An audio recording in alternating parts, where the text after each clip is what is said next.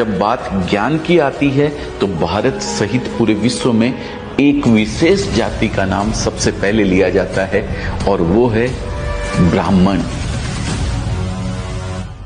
ब्राह्मण केवल एक जन्म नहीं, एक कर्म है, एक पद नहीं, एक जिम्मेदारी है, एक अधिकार नहीं, एक कर्तव्य है। ब्राह्मण वह है जो सर्वे भवन्तु सुखिनः का मंत्र न केवल बोलता है बल्कि जीता है, जो वसुदेव कुटुंबकम की भावना को हर सांस में महसूस करता है। और अंत में ब्राह्मण वह है जो जानता है कि असली ज्ञान विनम्रता में छिपा है, असली शक्ति करुणा में निहित है और असली महानता सेवा में निहित है।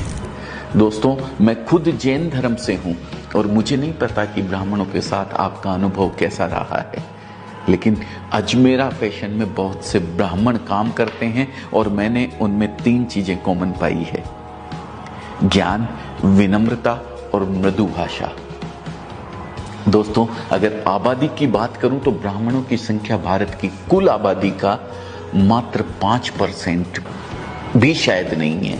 लेकिन अगर वैदिक काल के भारतवर्ष से लेकर मॉडर्न डे इंडिया तक की बात करूं तो धर्म, दर्शन, विज्ञान, कला, साहित्य, खेल, बिजनेस जैसे अलग अलग क्षेत्रों में ब्राह्मणों का योगदान उनकी संख्या के मुकाबले कई गुना ज्यादा है। कुछ फैक्ट्स बताता हूं जिसे जानकर मैं खुद आश्चर्य में पड़ गया था। दोस्तों, आज तक सिर्फ 9 भारतीयों को नोबेल प्राइज मिला है, इसमें से 6 ब्राह्मण हैं। अब तक 48 व्यक्तियों को भारत रत्न से नवाजा गया है, जिसमें से 23 ब्राह्मण हैं। भारत में अब तक 15 प्रधानमंत्री हुए हैं, जिसमें से 6 ब्राह्मण थे और उनमें से एक श्री अटल बिहारी वाजपेयी मेरे पसंदीदा पीएम रहे हैं। अगर भारत के इतिहास को एक किताब में संजोया जाए तो ऐसा कोई पन्ना नहीं होगा जिस पर ब्राह्मणों ने अपनी छाप ना छोड़ी हो। याद कीजिए महर्षि वाल्मीकि को, जिन्होंने रामायण जैसे महाकाव्य की रचना की, या फिर वेदव्यास को, जिन्होंने महाभारत लिखा। वे ब्राह्मण ही तो थे। और वो मनोज कुमार का गाना तो आपने सुना ही होगा, जब जीरो दिया मेरे भारत ने, जब जीरो दिया मेरे भारत ने, भारत ने मेरे भारत ने। वो जीरो देने वाला कौन था? आर्यभट्ट, एक ब्राह्मण। और आर्यभट्ट की लिगेसी को आगे बढ़ाने वाले भारत के सबसे महान गणितज्ञ श्रीनिवास रामानुजन कौन थे? एक ब्राह्मण। आयुर्वेद के जनक सुश्रुत कौन थे? एक ब्राह्मण।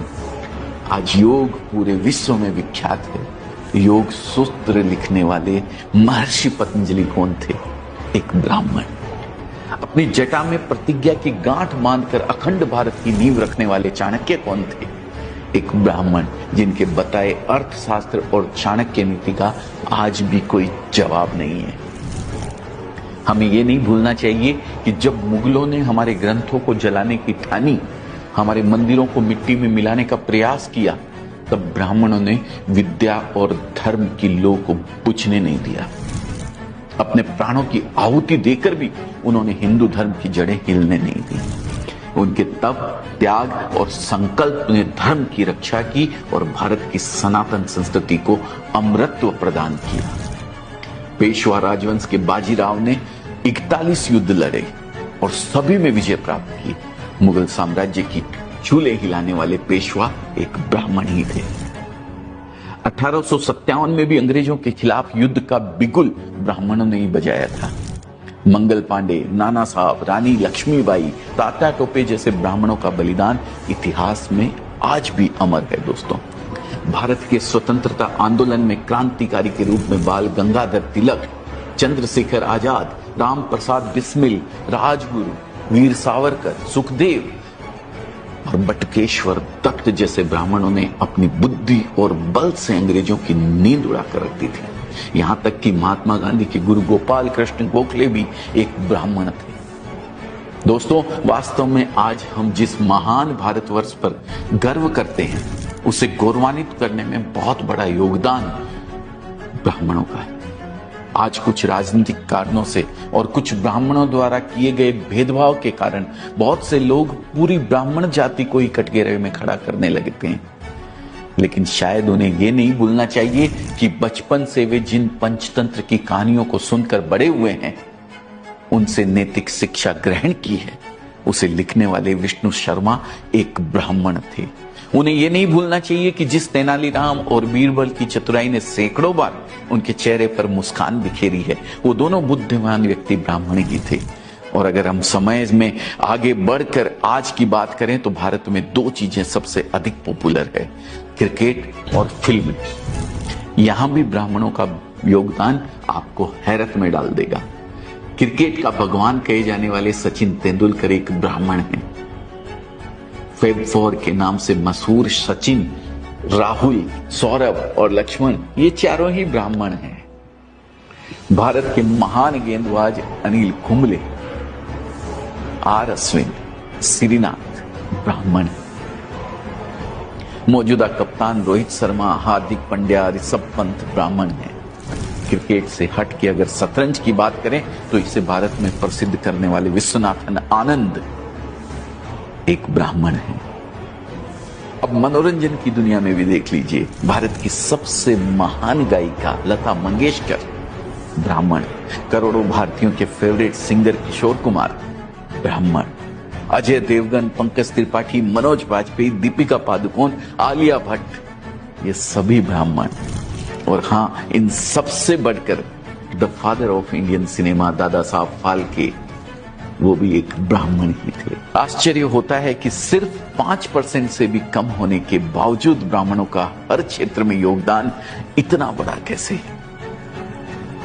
बिजनेस की बात करें तो दुनिया की दो सबसे बड़ी कंपनियां माइक्रोसॉफ्ट और गूगल को चलाने वाले सत्य नडेला और सुंदर पिचाई ब्राह्मण हैं दोस्तों। इन्फोसिस फाउंडर नारायण मूर्ति और पेटीएम फाउंडर विजय शेखर शर्मा ब्राह्मण है दोस्तों। अपनी बात करूं तो अजमेरा फैशन से जुड़ने वाले बहुत से व्यापारी, खासकर यूपी और बिहार से बहुत सारे व्यापारी ब्राह्मण हैं। अजमेरा ट्रेंड्स की फ्रेंचाइजी लेने वालों में भी कई ब्राह्मण शामिल है और उनमें से अधिकतर बिजनेस में काफी अच्छा कर रहे हैं। तो सवाल उठता है कि हम ब्राह्मणों से क्या सीख सकते हैं। मेरी समझ में मुख्यतः 4 ऐसी बातें हैं जो हम ब्राह्मणों से सीख सकते हैं। पहली, ज्ञान लो, ज्ञान दो। ब्राह्मण आज इसलिए आगे हैं क्योंकि उन्होंने शुरू से ही ज्ञान की शक्ति को समझा है। आज भी ब्राह्मण परिवारों में पढ़ाई लिखाई पर बहुत अधिक जोर दिया जाता है। और दोस्तों, ज्ञान के बारे में एक बात प्रसिद्ध है, यह बांटने से बढ़ता है। ब्राह्मणों ने ज्ञान अर्जित करके सिर्फ अपने पास नहीं रखा, उसे दूसरों को सिखाया। हमें भी पहले खुद अपनी स्किल्स डेवलप करनी चाहिए और फिर उसे आगे बढ़ाना चाहिए। दूसरी है निष्ठा और ईमानदारी। इतिहास उठाकर देखा जाए तो ब्राह्मण किंग कम किंग मेकर अधिक रहे हैं। गुरु वशिष्ठ हो, गुरु द्रोणाचार्य या चाणक्य, इनके पास कई अवसर थे जब वे सत्ता की बागडोर अपने हाथों में ले सकते थे, लेकिन ये हमेशा धर्म के मार्ग पर चले और राजा और राज्य के प्रति निष्ठा और ईमानदारी दिखाई। तीसरी, देशभक्ति। ब्राह्मणों ने शुरू से ही राष्ट्र और धर्म की रक्षा के लिए अपने प्राणों की बाजी लगाई है, चाहे वह मुगलों का आक्रमण हो या अंग्रेजों का अत्याचार। ब्राह्मणों ने हमेशा अपनी बुद्धि, साहस और बलिदान से देश और धर्म की रक्षा की है। बाजीराव पेशवा से लेकर कैप्टन मनोज पांडे तक ब्राह्मणों ने देश के प्रति सर्वोच्च आहुति दी है। और अंत में एक बात और जो हम ब्राह्मणों से सीख सकते हैं, और वो है परंपरा और संस्कृति का सम्मान। आज जिस सभ्यता और संस्कृति पर भारतवासी गर्व करते हैं, आदिकाल से उसे संजोने, संवारने और जीवित रखने में ब्राह्मणों का बहुत बड़ा योगदान है। दोस्तों, हमें भी अपनी संस्कृति और परंपराओं का सम्मान करना चाहिए और उन्हें जीवित रखने का प्रयास करना चाहिए। दोस्तों, अंत में मैं इतना ही कहना चाहूंगा कि ब्राह्मण एक जाति नहीं बल्कि एक विचारधारा है। वह विचारधारा जो ज्ञान, सेवा और समर्पण की मिसाल है। एक ऐसा समुदाय जिसने न केवल भारत को दिशा दी बल्कि विश्व को भी ज्ञान के प्रकाश से अलौकिक किया है। जिनके तप से जगमगाता रहा यह धरा का आंगन, जिनकी वाणी से गूंजा धर्म का यह वंदन, वह ब्राह्मण थे, हैं और रहेंगे, जिनकी साधना से रोशन रहेगा यह जीवन। दोस्तों, ब्राह्मणों को लेकर आप क्या सोचते हैं? कमेंट में एक बार जरूर लिख के मुझे बताइएगा। साथ ही अगर ये केस स्टडी या जो भी आप समझते हैं इसको पसंद आई हो तो इसे लाइक करना मत भूलिएगा और शेयर कीजिएगा उन लोगों तक जिन्होंने शायद आज तक ब्राह्मण को पहचाना ही नहीं। बहुत बहुत धन्यवाद अपना कीमती समय देने के लिए। मैं दिल से आपका हृदय की गहराइयों से धन्यवाद करता हूं। जय हिंद, जय भारत, जय भगवान परशुराम।